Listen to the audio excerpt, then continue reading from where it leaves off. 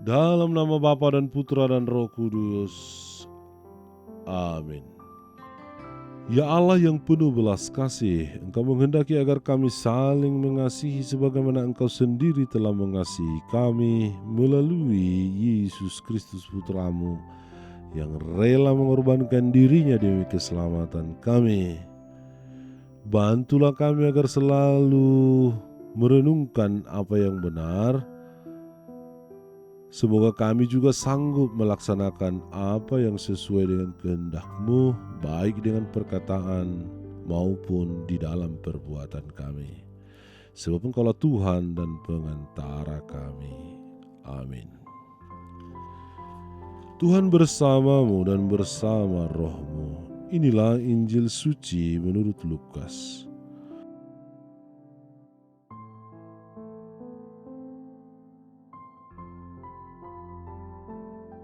Sekali peristiwa Yesus berkata kepada murid-muridnya, setiap orang yang mengakui aku di depan manusia, Anak Manusia juga akan mengakui dia di depan malaikat-malaikat Allah. Namun orang yang menyangkal aku di depan manusia akan disangkal di depan malaikat-malaikat Allah. Setiap orang yang mengatakan sesuatu melawan Anak Manusia, ia akan diampuni. Namun siapa yang menghujat Roh Kudus, ia tidak akan diampuni.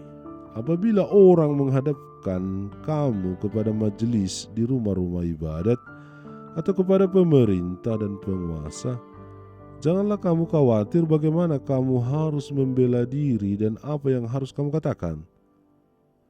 Sebab pada saat itu juga Roh Kudus akan mengajar kamu apa yang harus kamu katakan. Demikianlah sabda Tuhan. Terpujilah Kristus.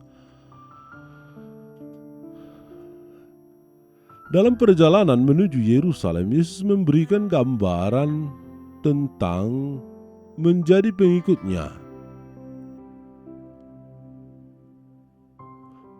terutama berkaitan dengan penghakiman.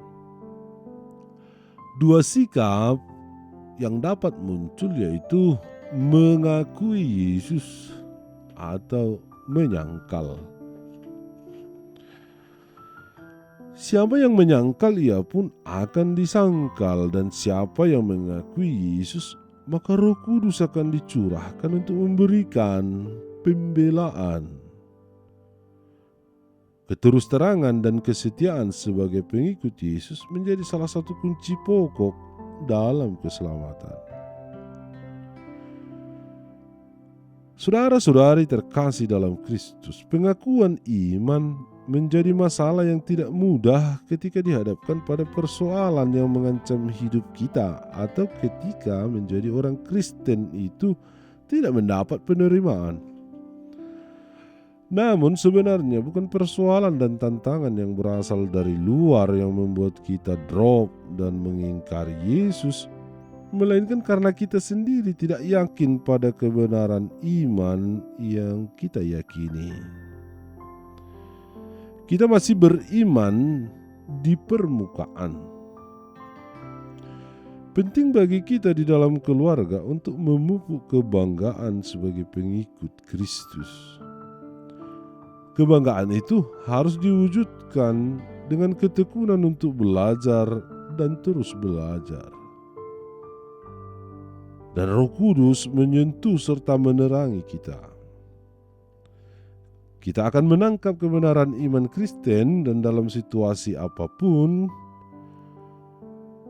kita akan tetap mengakui dan mengimani Yesus.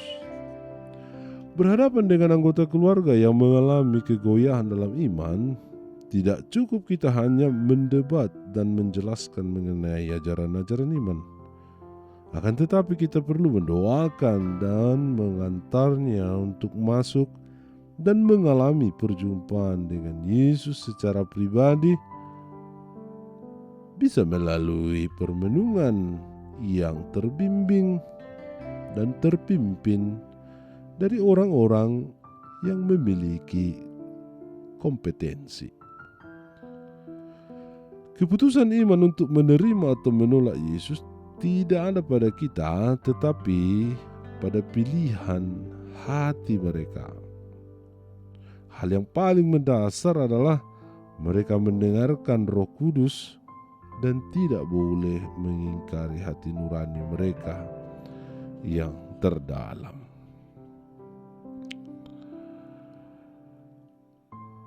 Setiap orang yang mengakui aku di depan manusia, Anak Manusia, Yesus juga akan mengakui dia di depan malaikat-malaikat Allah. Namun orang yang menyangkal Yesus, menyangkal dia di depan manusia, akan disangkal di depan malaikat-malaikat Allah. Semoga kita dalam seluruh pikiran, perbuatan, tingkah laku, tugas dan pewartaan kita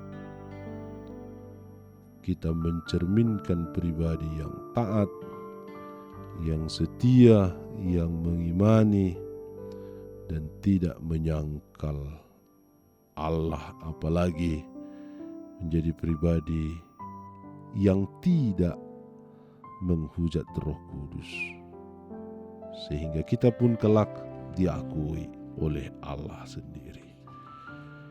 Tuhan memberkati. Amin.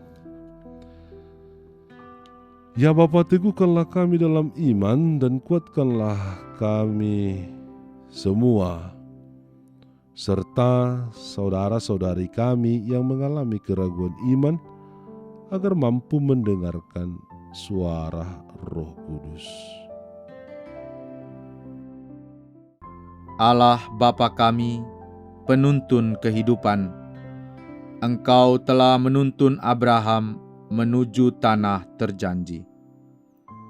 Engkau juga menuntun bangsa Israel menuju tanah Yerusalem melalui tangan Musa. Kini kami umat-Mu keuskupan Padang sedang berjalan bersama dalam sinode kefikepan menuju keselamatan yang Engkau janjikan dalam diri Putra-Mu Yesus Kristus. Tuntunlah peziarahan hidup kami dengan kuasa Roh Kudus-Mu, agar kami tetap tabah, sabar dan setia menghadapi kesulitan dan tantangan hidup. Bimbinglah kami supaya mampu berjalan bersama, saling meneguhkan dalam iman, harapan dan kasih. Bunda Maria, doakanlah kami putra-putrimu sepanjang sinode kefikepan ini berlangsung. Ya Bapa, Engkau kami sembah dan muliakan, kini dan sepanjang masa. Amin. Tuhan bersamamu dan bersama rohmu. Semoga Allah yang Maha Kuasa memberkati saudara sekalian, seluruh tugas karya dan pelayanan kita menjadi pewarta-pewarta kasih di tengah-tengah kehidupan kita, dilindungi, dibimbing dan diberkati oleh Allah yang Maha Kuasa, Bapa, Putra dan Roh Kudus. Amin.